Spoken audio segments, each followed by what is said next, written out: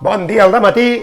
Bueno, són les 6 i 1 de la tarda, però és igual, cola com a dematí. Bon dia al dematí, dimecres, dia 10 d'abril del 2024, un dia menys per l'estiu, i palante, que fa baixada. A veure, això d'avui, 10 d'abril és el Dia Internacional de l'Homeopatia, altrament dit també el dia del placebo, no el grup de música, que el grup de música mola, placebo, es podia haver dit homeopatia tranquil·lament al grup, no hagués passat res, homeopatia al revés és aitapoemo, 10 lletres, i placebo o bezalp, 7 lletres i palante. També és el dia del no res, o sigui, si aquest dia no l'haguessin posat, que haguessin dit, avui no hem fet el dia de res, podria ser el mateix que homeopatia. Prem-te homeopatia que t'anirà molt bé per què t'anirà bé? Per gastar-te els diners, segurament, perquè al final la dilució que hi ha d'aquella solució és tan petita que és com beure aigua.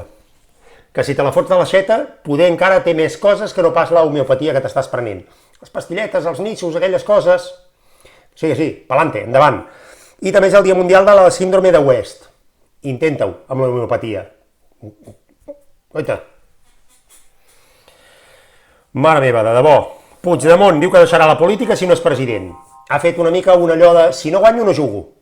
O sigui, juga, però juga i s'enfada. Saps quan jugues i no guanyes, que t'enfades, que dius pues ara me'n vaig a casa? Pues farà això. Què passa també? Que si la pilota fos seva, sort que no ho és, s'emportaria la pilota i llavors no podria jugar ningú més. No, ell vindrà, jugarà i si no li agrada la cosa dirà aquí us quedáis, perquè li van dir, escolta'm, i fer de cap de l'oposició i va mirar el Basté com volem dir. Què cap de l'oposició, què cap de l'oposició? Jo si estic aquí és per presidir. Això de cap de l'oposició és de mindundis. Doncs algun dia et tocarà, i si no ho vols ser, és que potser tens un problema. No, jo he nascut per ser president, que sembla una cançó dels Pets.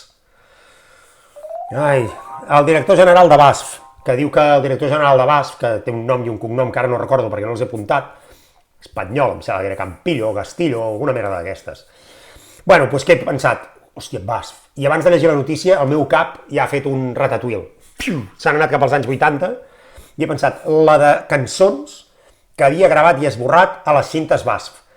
Aquella paciència que teníem les persones dels anys 80, que ara no tenen, tota aquesta generació que està a TikTok, que posen una cançó i la paren quan volen, i els hi surt una línia, diuen, mira, fins aquí, tallo, no sé què, no sé quantos. Abans estaves allà, amb dues tecles a la vegada.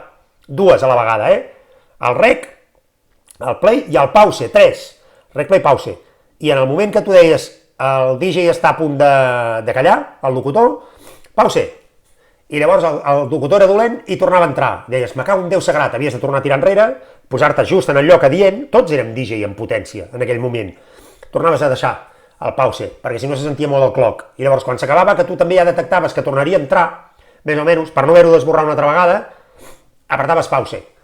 I després et curraves totes les lletres, allà, a la cinta de caset, que tenies les de ferro, que eren les merdes més grans del món, tenies les de metall, tenies les de crom, tenies aquelles que eren especials només, les de 60, les de 90, les de 120, quan estaves hipermotivat, anaves al cotxe, portaves allò de color verd que obries amb un clic, clic, i sortien allà totes les caràtules fetes a mà, depèn del dia, la d'Iron Maiden, la de música de los 80, la de Mecano, Iron Maiden dic, Mecano, no sé, New Order, Milli Vanilli, que al final quan et vas adonar que Milli Vanilli no cantaven ells, dius, però què és aquest fake? Bueno, més o menys com els cantants de reggaeton ara, que amb el tema de tota la merda aquesta de l'autotune tampoc canten ells, almenys els Milli Vanilli ho van reconèixer i van dir, nosaltres estem aquí per guapos, perquè ara els de reggaeton ni això, que n'hi ha algun que dius, és que ni guapo, per què t'han agafat a tu?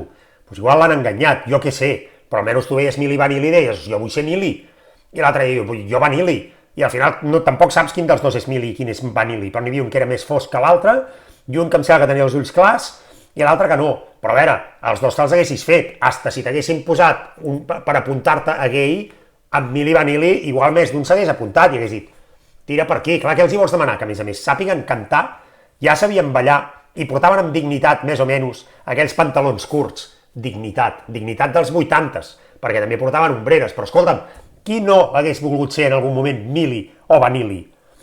O Nick Cayman, en The Backseats, si molt m'apures.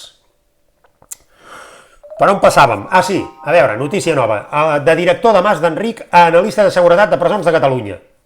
A veure, m'estàs dient que el tio que no es va donar que hi havia un paio que havia matat algú amb ganivet, estava a la cuina amb un ganivet, el director d'aquesta presó, ara, que no es va donar d'això, li estàs dient no, però el farem analista de seguretat de presons, que diu que no és un càrrec executiu, però assessorarà.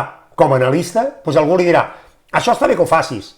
Tinc aquí Jeffrey Dahmer, que el vull posar a la carnisseria. Tu què faries, director de Mas d'Enric? Endavant, endavant. Què pot passar? Què pot sortir malament? Un pla sense fissures o la definició del principi de Peter, que és el principi aquell d'incompetència, que tot empleat va pujant en una organització fins que es queda en el seu nivell d'incompetència. Que algú em dirà, i això què és? Rajoy. Saps, Rajoy? Doncs es va quedar en el lloc que no... Xavi, del Barça, per exemple, sense anar gaire més lluny.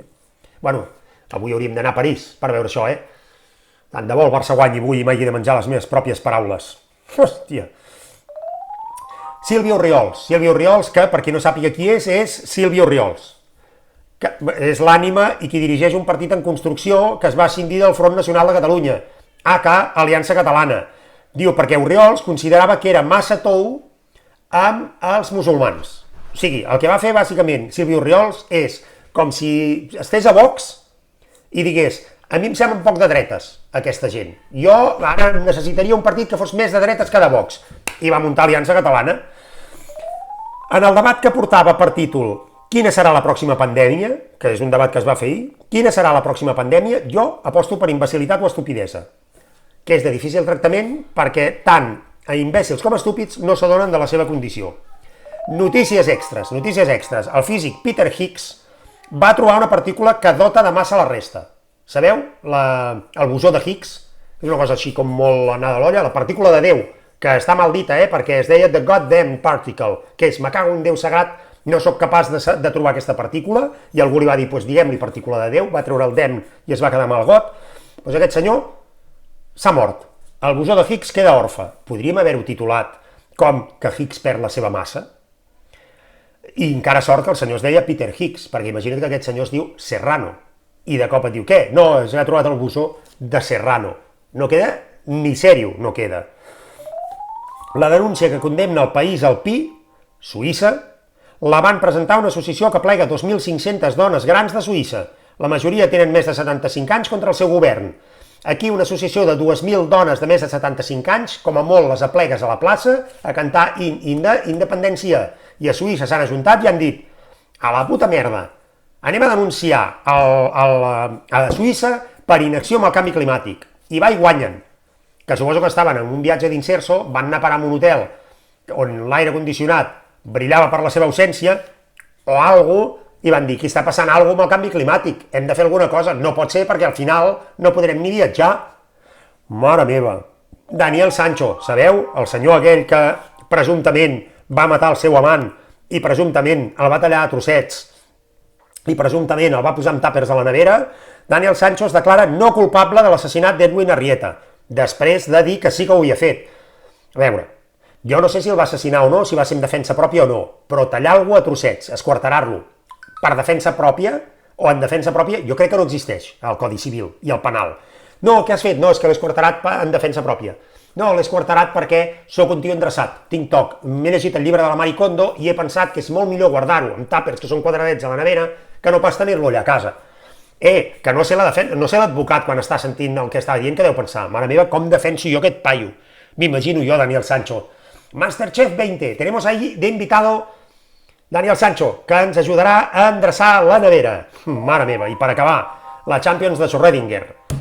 Avui què el Barça? PSG-Barça. Avui s'obrirà la caixa. La dels trons? No, la de Schrödinger. Avui sabrem si el gat està viu o està mort. I fa pudor ja. Però què és aquesta merda? Vinga, va, adéu, Dios.